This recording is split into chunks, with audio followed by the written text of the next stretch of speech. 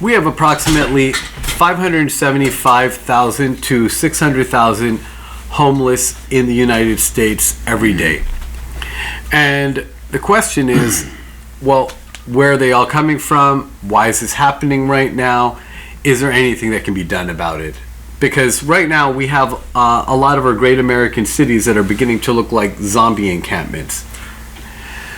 California is especially bad because I found out 80%, I heard this on the news, 80% of the homeless people that are here are from other states.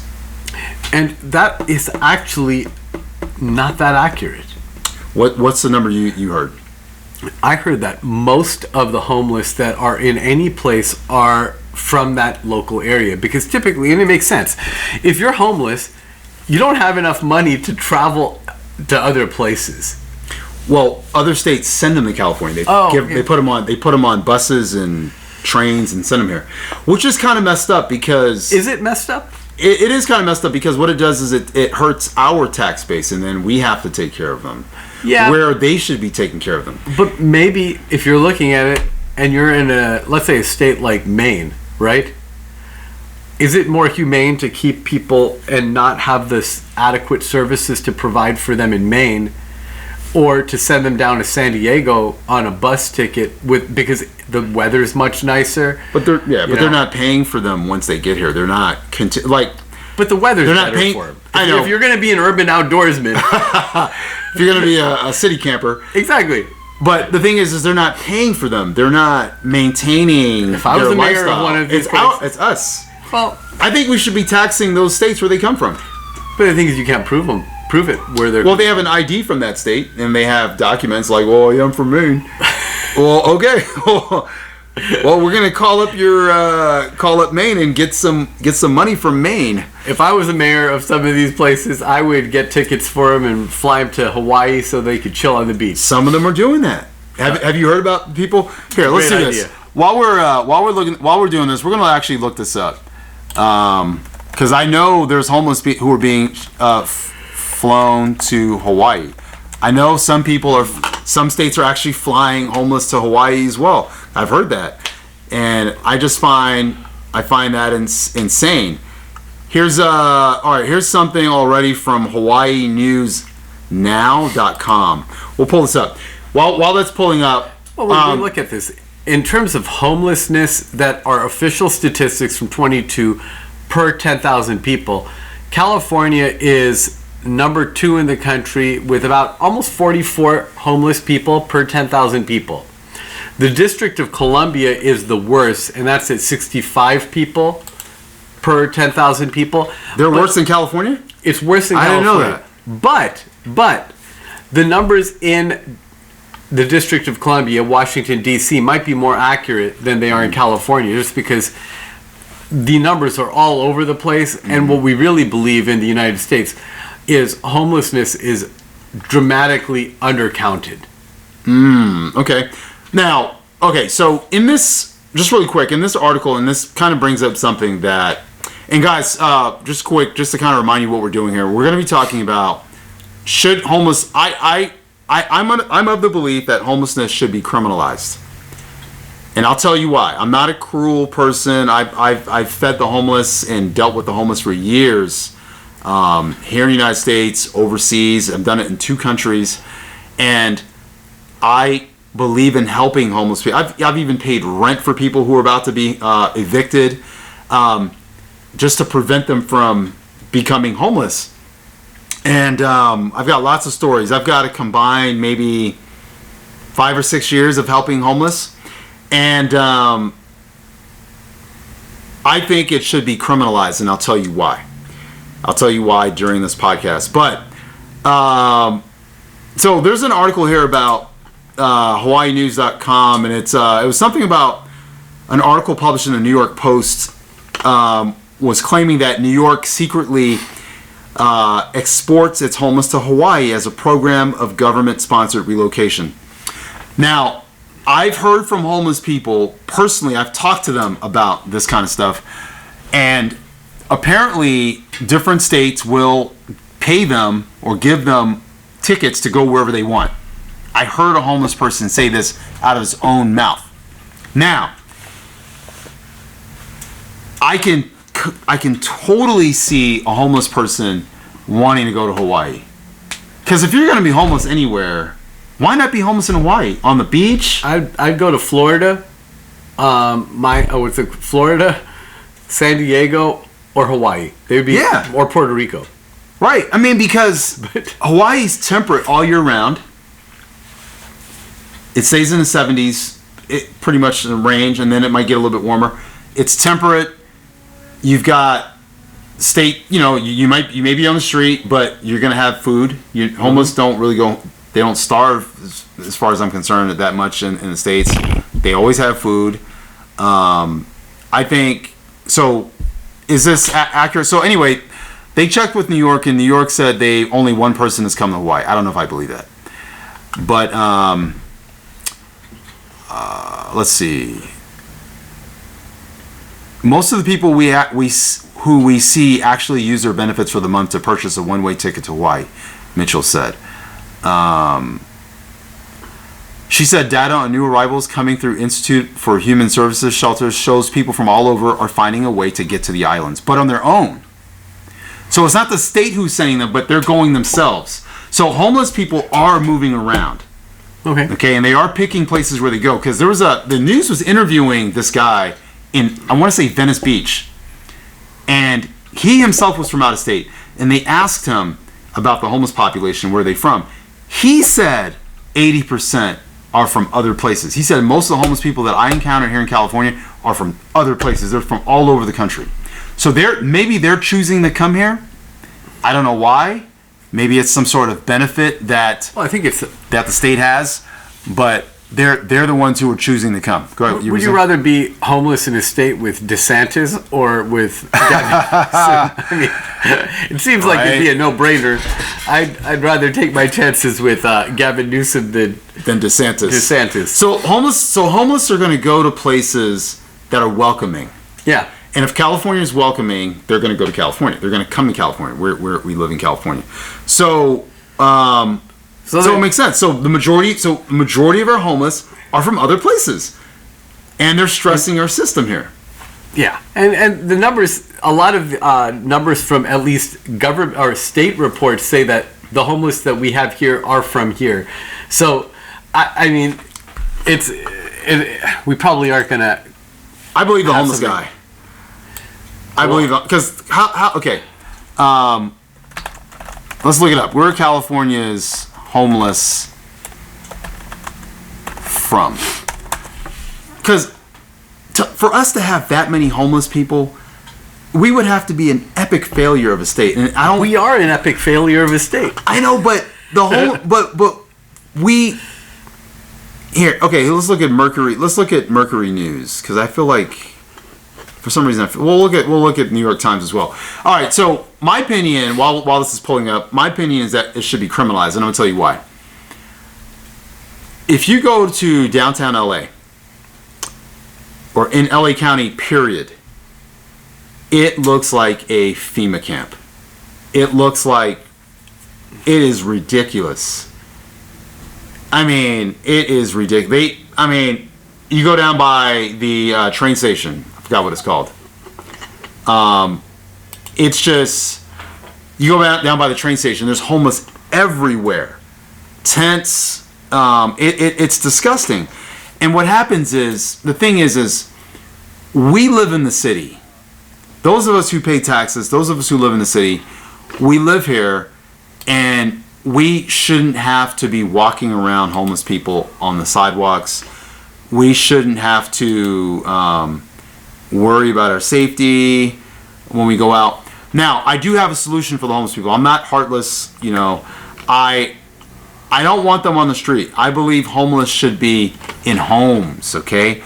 And I think the criminalization part comes in when, if a person tries to sleep on the street, that's where it's criminalized, okay?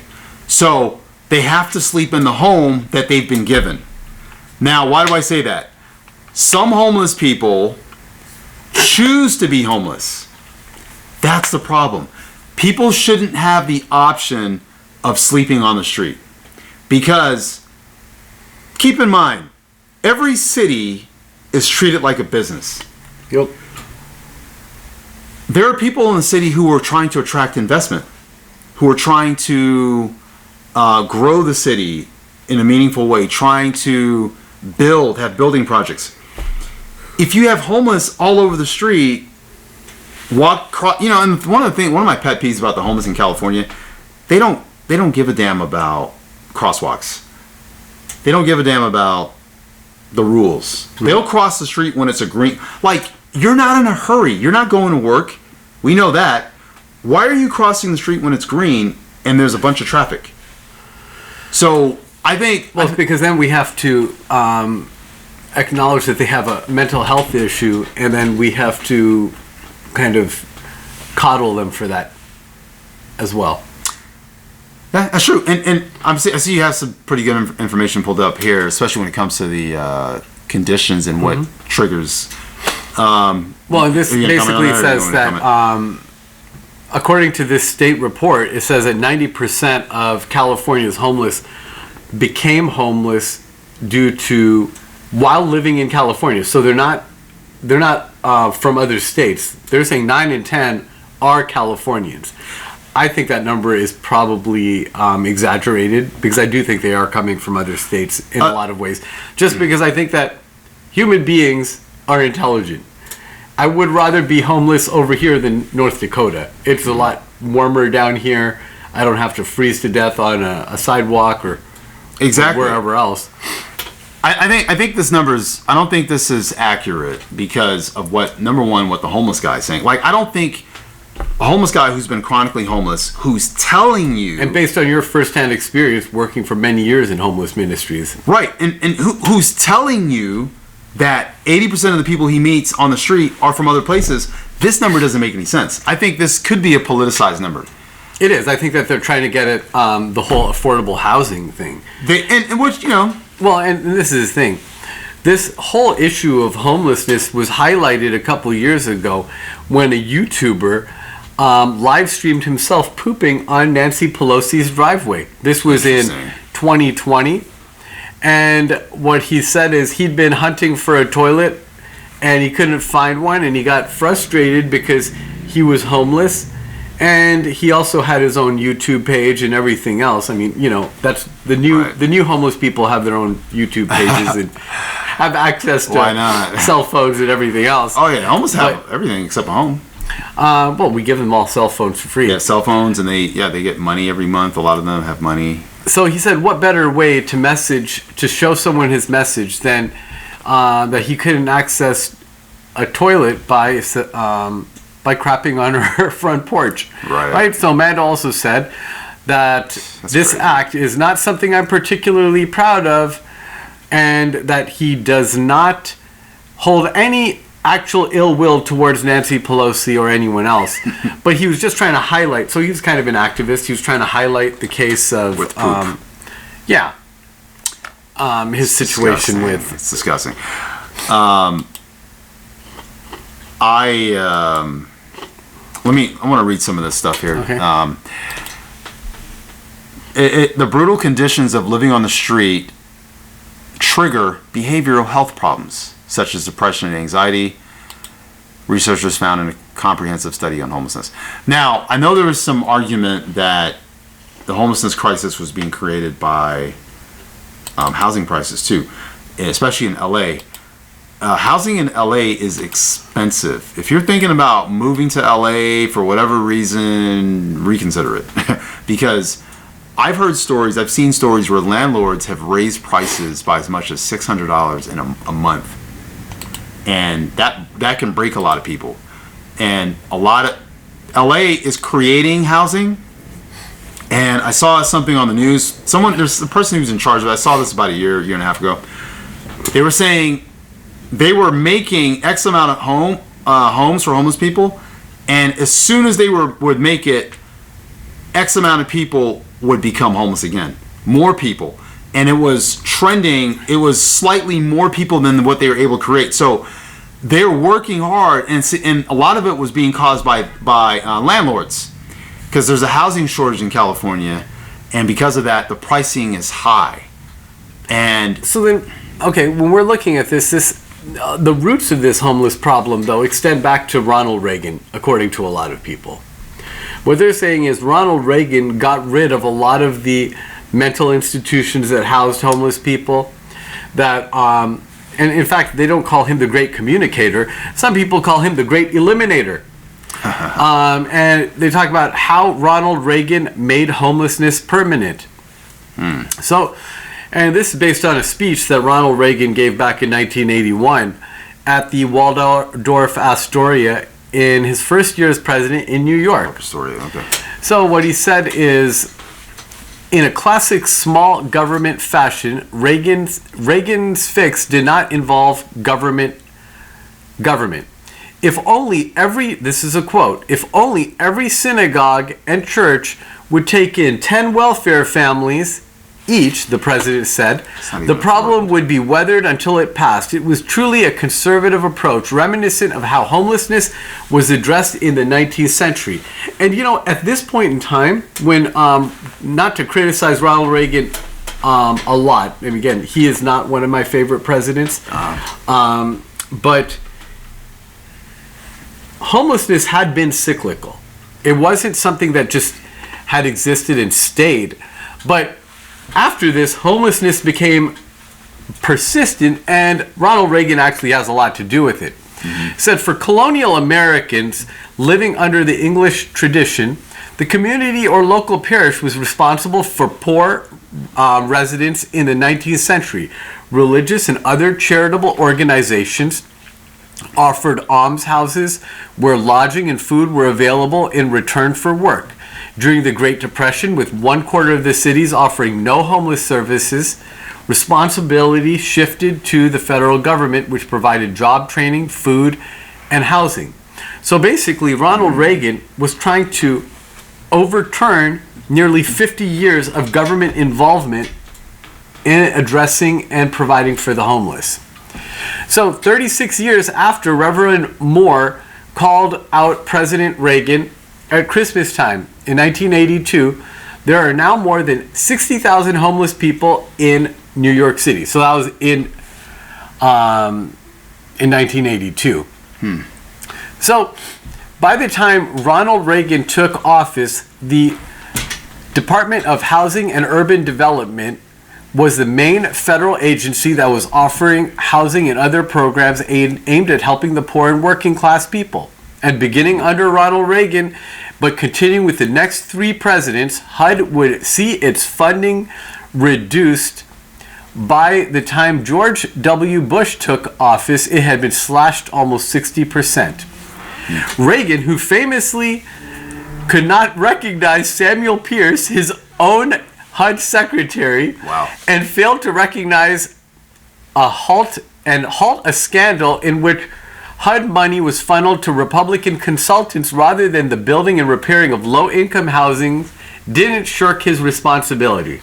So Ronald Reagan could not even recognize his HUD secretary. So it wasn't a priority. It was not a priority to him. All right, so let's have a little discussion here. Do you think... Okay, so our cities are being... Well, California cities and, of course, the D.C. area are being destroyed. The thing is the cities were not meant for people to be sleeping on the sidewalks and sleeping in the bushes. Okay, now there's a point I want to make here, guys. I want you to consider this. If we're not allowed to throw trash on the street, right? Follow me. If we're not allowed to throw trash on the street, why should people be allowed to lay down on the sidewalk and on park benches and on and sleep in the street? It looks like, it almost looks like human. It just doesn't look good. It looks like. And just keep in mind, folks, Bart is not relating human beings to trash, but what he's saying is that they are basically making that space unusable by everyone else. It makes it look like an eyesore. As well as dangerous. So you're going to basically prevent other people from investing in that area. Right, like for instance, like okay, let me clean up what let me explain what I was saying before. When you put trash somewhere, it's unattractive to look at, and it damages the value of that city. Now, let's just say your neighbor doesn't cut his or her grass, and it looks bad. It affects the value of your home, right, in your neighborhood.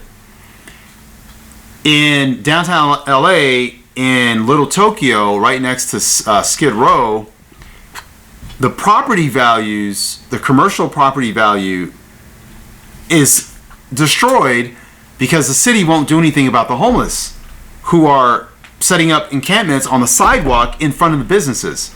So no one wants to go in the business.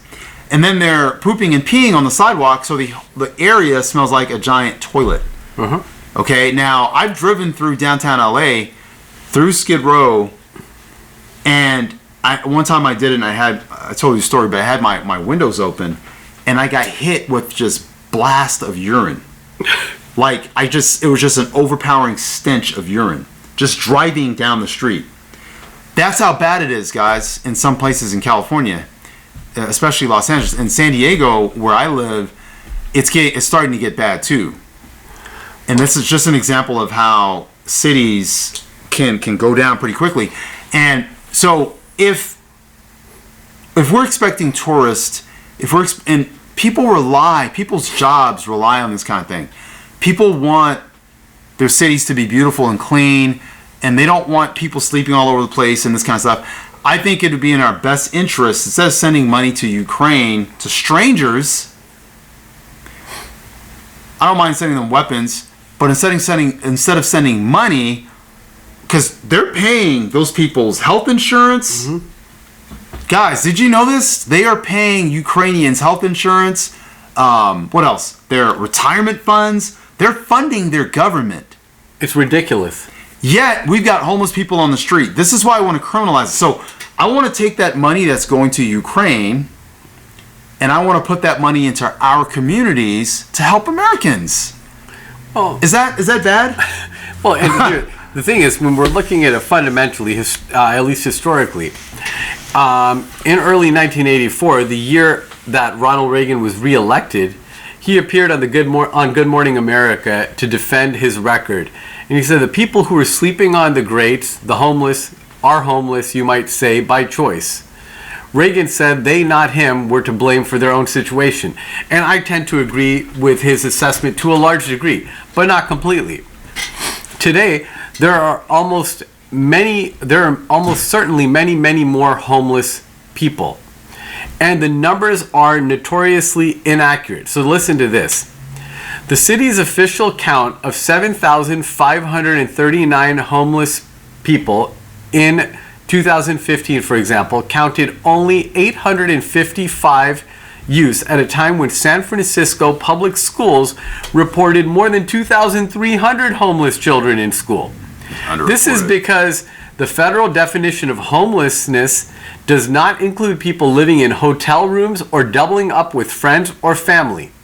Nationally, in 2015, homeless counts found 222,197 homeless households with at least one child, while the Department of Education reported 1.2 million homeless children in schools. So even though we're saying that there might be 575 to 600,000 homeless people, that number might be 3 times as large. No one knows. Right. And look, I don't like how they describe people living with their family or friends as homeless. I mean, you've got a home. I'm talking about people on the street. Yeah. If you're living with family and friends, you're in a great situation. He's got a couple pictures here that we'll put them up for you to see, and it says Skid Row city limit, population too many. And when we're looking at this, it's just a horrible situation. It's disgusting. Ultimately, the question is, in California, we've spent billions of dollars to address this. I mean, in California alone, over just the last 4 years, they've spent $17.5 billion, but the situation is getting worse. It is reductive. Perhaps that would work for me because I don't have the slightest or significant behavioral health challenges, says Elliot. If 2/3 of people on the streets right now are experiencing mental health symptoms, we can't just pay their rent. Right. So then, but I want you to look at how funny this number is. $17.5 million was spent on homelessness in California in the last 4 years. We spent $105 million that we promised to the Ukrainians and Israelis last week. Does that make any sense? No, it doesn't. And that's see, the thing is, we're neglecting our country for foreign countries. Yep. We're neglecting Americans for foreigners, which doesn't make any sense. I think we could take. And look, I look at America's rich, the write-offs. Look at these billionaires. Just their write-off money, man, could take tons of people off the street. If all these greedy rich people, and they are greedy because they're not, and they're used to me, I think they're just disgusting. If they would just do what's good for the country, if our government would do what's good for the country, pull some money together, create a fund where we take care. We call it taking care of the city fund, taking care of our state fund, and that includes keeping bodies off the street. Kids don't need to see people walking around eating. I saw one of the most disgusting things. I think I was in LA. I was getting gas. This woman goes into the trash. It almost makes me like dry heave thinking about this. Pulls out like a big gulp, looks in it, notices some stuff in there, starts to drink it, drinks it, puts it back in the trash and keeps walking. That shouldn't be happening in America.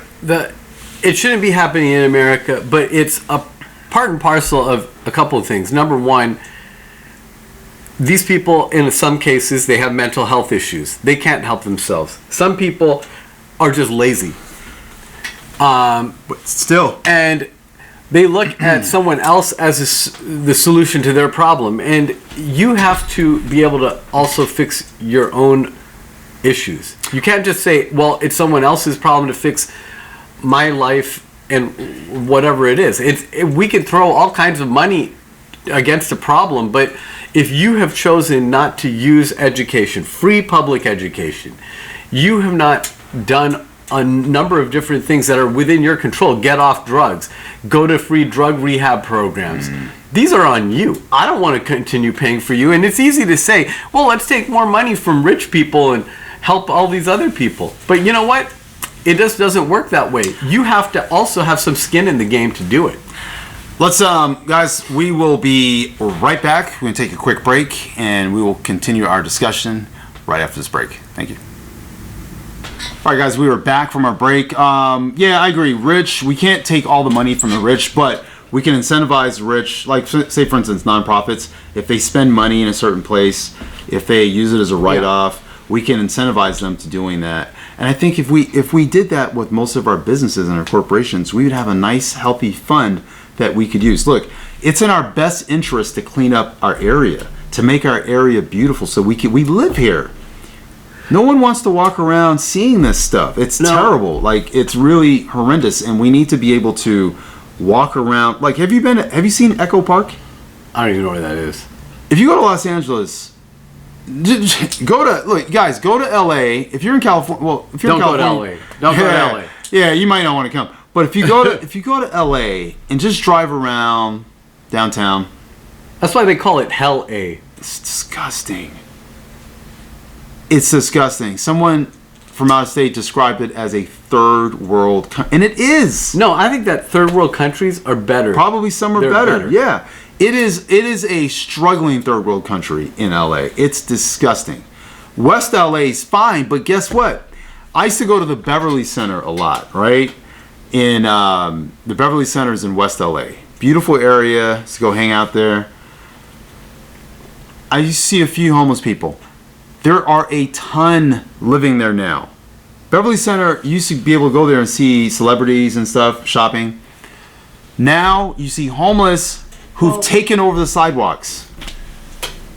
One of the things that people have said is that the reason for the explosion in the homeless population in California is because of the high cost of living. And I agree. that's why they say other places like Detroit don't have a high cost or don't have a lot of homeless people because there's affordable housing. I would argue that it's affordable housing and it's bone-chillingly cold. So if you're just hanging out homeless, you're probably going to freeze to death. Right. But you might be able to get, and see, I think the worst combo is when it's cold and there's not enough jobs. Yeah. Then you're really going to be homeless. But California, yeah, its problem is definitely high housing, especially a lot of homeless are being created right now due to landlords just being capitalists. Nothing wrong with being a capitalist, but here's the thing. They're creating homeless. They're exacerbating the problem They are, of homelessness. but I think that the government, okay, and I'll call out the Biden administration on this as well as California, right? If you're letting millions of people cross the border that we also have to take care of, do we have an obligation to take care of the people who are already here, or to take care of the new people first and then the people that were here? Okay, that's one thing. Then in California, you want to have safe housing. This is a noble thing. I'm not saying anyone should live in unsafe housing, but you can either have safe housing or you can have affordable housing. It's really hard to have both, especially when the land itself in California is so expensive. Right. I think I did see something. I think California is building a bunch of tiny houses. Somewhere's built. They are. But Is it California? when we're talking about this, we're talking like 10,000 units. There are 180,000 homeless people that are in California. At least those are the conservative numbers. Right, so that's 10,000 off the street. That's something, but we need to keep going. Every year we need to add more and more. Where are you going to put these houses? I would say not. What would be the conditions for getting out of that public housing so that it's vacated for someone else? Should you have to go to drug rehab programs? Should you have to be applying for work? There should be qualifications, because otherwise, when you're making these housing, it's easy to say, okay, well, let's create a bunch of tiny homes. But then I don't get free electricity and free gas, so then what about them? Here's what okay. I just want them off the street. Because I don't mind. Look, I'm paying for my sanity. We collectively are paying for a clean city to be able to walk through and enjoy. We don't just live in our homes. We enjoy the city as well. We need these homeless people in homes. Period. It makes us look bad, number one, as a rich state. The state is rich. We need to be pulling our money together. We need to get money assistance from the federal government, whatever it takes. We need to be building homes. And we need to also be, and then once they're in homes, see, as long as they're in a home, that's step one. Then we can start working on employment. Okay? But we cannot, absolutely cannot have them sleeping on the street. No. You got to be in a house. And if you try to sleep, and we're going to give you a house. So this is where you'll sleep. And we'll have community Wi-Fi. I hope they have community Wi-Fi for these people. And a phone they can use. But we give them phones already. So now they'll have a home. Even if it's a tiny home, it's somewhere where they can sleep. They can use a restroom. They can... what if they don't like neighbors? Well, they're gonna have to love their neighbors. they're gonna love these neighbors. So California is building first batch of 1,200 tiny homes to address homelessness crisis. They'll be built in an abandoned lot in Sacramento. See what they look like. All right, so here's a tiny home. It's not much. There's an AC unit that I can see. Yep. This looks like a microwave. Look, I don't care. There's a chair. I just want them to be in a home, and I think most homeless people, if you go to LA, guys, there are people with like 2-story cardboard boxes. Like, they're getting creative. Some of them are like building stuff. They're wood. They're actually constructing. Homelessness is chronic. And I'll put this picture of this little one, like it's a little light outside and everything, a window. I'll put a picture of this up here. Take a look at this. This is better than the street. Anyone would agree that this is better than the street. They have a little porch where they can sit on a chair. This is perfect for a single man who maybe there's some internet in the community. He can work. We can give him a laptop, give him some training. He can do some work online. There's plenty of places hiring for online workers. we can get him back on his feet. The goal is to get them off the street. I remember 20 plus years ago in the city of Riverside, Buddy and I were hanging out downtown Riverside, and there was a couple. It was a couple and then another person. They were bragging about being homeless. And they were young. And they were like, yeah, we're homeless and we travel the country. I get money, Social Security money. And all we do is travel around. They were smoking cigarettes, they were eating, and they looked healthy and fine. Their clothes were normal, but they're homeless. And they're sleeping on the street, and they had a tarp. And they actually said, yeah, you should try it. Mm-hmm. I've met people like that. Yeah, they're like, you should try it. And I'm like, it was actually my buddy who we invited over for the podcast at one time. He was with me. We were talking to these people. So we have to disincentivize homelessness. We cannot allow people to just be treating it like it's a game. You're messing up the city. And then we have the problem of the people who are mentally ill and they're having deep discussions with people who weren't there. How do we deal with those people? What do you think about that? We're going to wrap up in another couple of minutes here, but what do you think about that situation? I think that all of these people, I don't think that they should get housing for nothing. I think you should get housing, but you're going to have to spend 4 hours a day in some kind of state work program, whether it's building more of these houses, but hard work. And after that, then we can have you in a rehab program for drugs or mental health treatment, but it's not just a freebie. I'm opposed to that. Okay, I agree. That's a great compromise. Look, I just want them off the street. A work program would be great. If we could start treating some of the mental illness. And I don't think these people and these places should be located right in the middle of town either. I think that you put them near like a farm or whatever it is, and then they can do things over there. Maybe some people can work on the farms, and there has to be, they need to be given work, and they need to be given job skills so they can enter the market. So I think a house like this in a little community, they're building communities. Or they could be bussed in and out to different work areas. Let's see. So they're going to be health and wellness camps. The first homes will be built in a vacant lot. Let's see.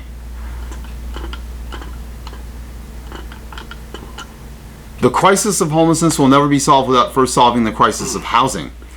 The two issues are inextricably linked. I agree. Newsom said we're tackling this issue at the root of the problem. I'm going to put this picture up, you guys. You can see this. As you can see, there's a pink house, a yellow house, I guess you might. But we need something, and this will keep them off the street. Looks like there's little lights here. In these communities, I would put Wi-Fi for everyone to use. Everyone gets on. They have they can charge their phones. They have AC. This isn't meant to be permanent, but they can stay there as long as they're in a certain situation. And then once they get on their feet, they can transition out. But we need to figure something out because we cannot have them on the street, period. I'm done. Yeah. I'm done. And if you guys come to California, you look at these streets. I was in New York about a year ago, a little over a year ago, and I was talking to my cousin who told me that one of the mayors, I forgot, what was one of the top mayors' names out there? He got moved out. I think Giuliani. Yeah. Was Giuliani? Yeah, Mayor Giuliani. Giuliani got the homeless off the street in New York, from what he was telling me. Because we were going around the city, and guess what? I didn't see any homeless. I didn't see one homeless person in New York. I said, where are your homeless?